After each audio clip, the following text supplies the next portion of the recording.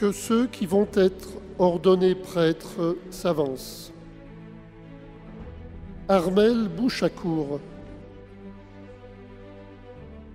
Nicolas Charrier, Vincent Gaine, Thomas Sanson. Père, la Sainte Église, notre Mère, vous présente nos frères Armel, Nicolas, Vincent, Thomas, et demande que vous les ordonniez pour la charge du presbytérat. Savez-vous s'ils ont les aptitudes requises? Le peuple chrétien a été consulté, et ceux à qui il appartient d'en juger ont donné leur avis. Aussi j'atteste, ils ont été jugés dignes d'être ordonnés. Avec l'aide du Seigneur Jésus-Christ, notre Dieu et notre Sauveur, nous les choisissons pour l'ordre des prêtres.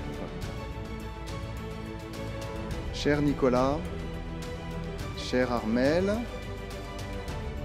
cher Vincent, cher Thomas, j'ai beaucoup aimé la réflexion de l'un d'entre vous.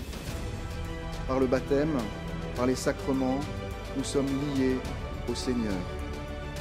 Notre Dieu a choisi de faire alliance avec nous, de nous adopter comme ses enfants. Aux jeunes que je rencontre avant la confirmation, j'aime dire ceci: vous êtes libres de tout vis-à-vis de Dieu.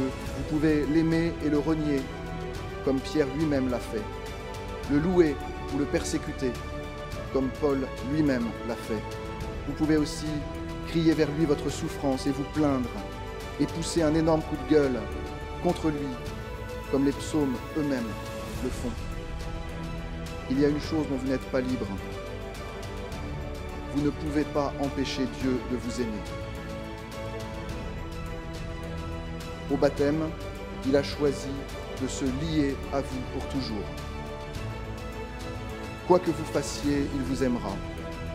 Vous ne pouvez pas l'en empêcher.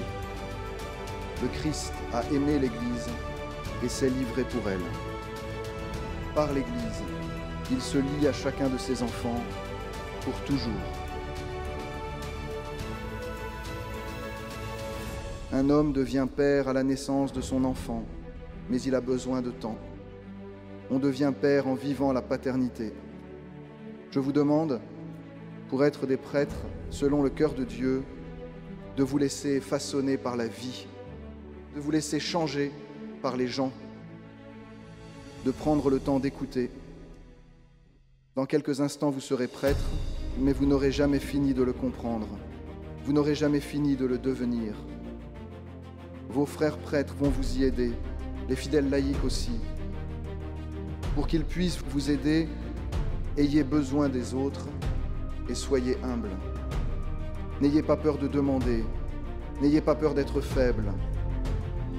Au contact des autres prêtres, des autres diacres, des religieux et religieuses, des laïcs en mission ecclésiale, des bénévoles et de tous les fidèles, vous trouverez votre place et vous serez beaucoup plus fort, beaucoup plus heureux et beaucoup plus libre d'être pleinement vous-même. N'ayez pas peur, c'est son Église.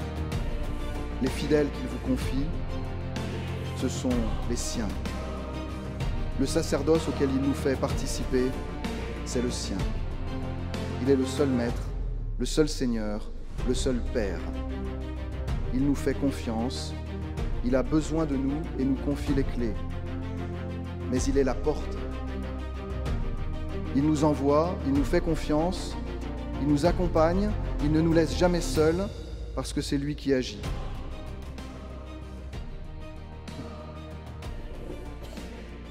Que le Seigneur Jésus, lui que le Père a consacré par l'Esprit Saint et rempli de puissance, vous fortifie pour sanctifier le peuple chrétien et pour offrir à Dieu le sacrifice eucharistique.